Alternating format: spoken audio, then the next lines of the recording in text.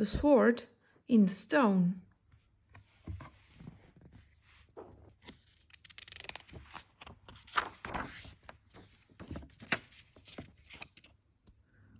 Ward was a lonely page living in the great stone castle of Sir Ector. Nobody called Ward by his proper name, which was Arthur. Everybody called him just Ward. Sir Ector had a big, lazy son named Kay, who lived to stretch out in the sun and doze. His favorite spot was a grassy bank near the drawbridge. But poor Ward had to work and work. He scrubbed pans and scoured pots in the castle cookhouse. He helped the castle carpenter. He polished armor for the armorer. He swept the castle stables clean. Poor Ward, he was all tired out. But one day there was a clap of thunder in the great hall of the castle.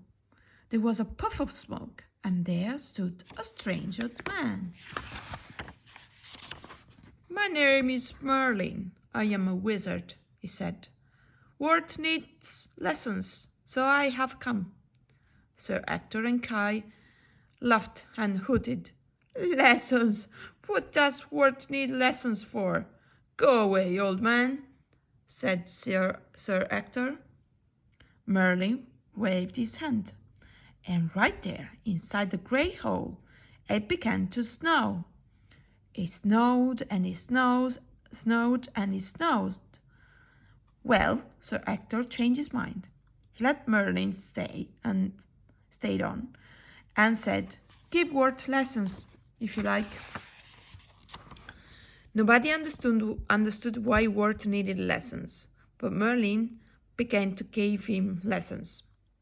He led Ward down to the moat one day and waved his wand. Ward began to shrink. He shrank smaller and smaller. Suddenly he changed into a little fish and fell into the water. At first it was great fun.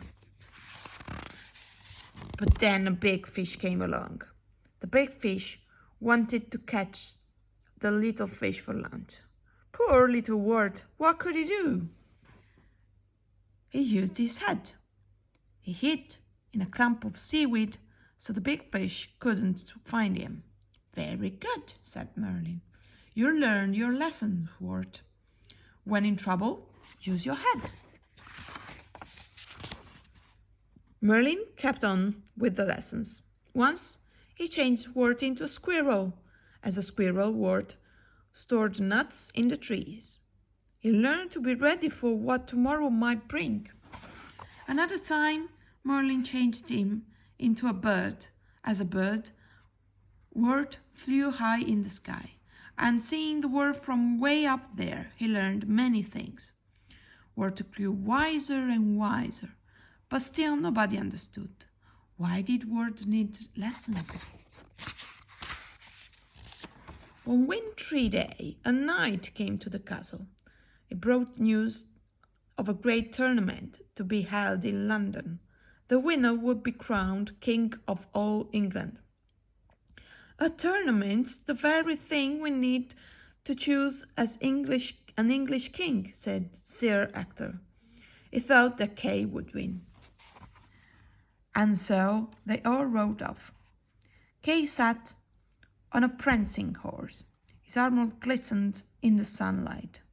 But Ward was just a lowly squire. He rode a plodding donkey all the way to London town. After many days and nights, they came at last to the tournament field. There was a blast of trumpets, and the tilting started. Kay smiled proudly. Soon, with spear and sword, he would fight to win the crown. Suddenly, Ward ran from the field. He had forgotten Kay's sword. It was back at the inn where they had slept. Ward ran as fast as he could, but when he got to the inn, it was closed. Poor Ward, where could he find a sword? He ran and ran. In a churchyard he saw a marble stall. On it stood a steel anvil, and stuck through the anvil was a gleaming sword. A sword! Ward quickly pulled it out and quickly carried it back to the tournament field. But that's not Kay's sword, cried Sir Ector when he saw it. Then he saw some letters written in gold in the sword. This is what the letter said. Whoso pulleth out the swords of the stone and anvil is rightwise king born of all England. Sir Ector read that, and so did all the other noblemen. Now they knew the tournament wasn't the thing whereby to choose a king. The sword was. But how could Ward have pulled it out?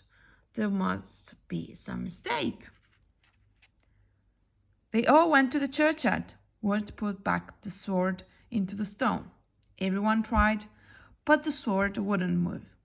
Only Ward could pull it out again. So it was no mistake.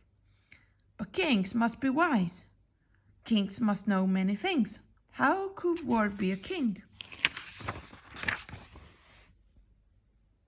Ward was wise enough, and he knew enough, for that's what the lessons had been for, to prepare Ward to be king. And Ward became a great king, known forever after as King Arthur.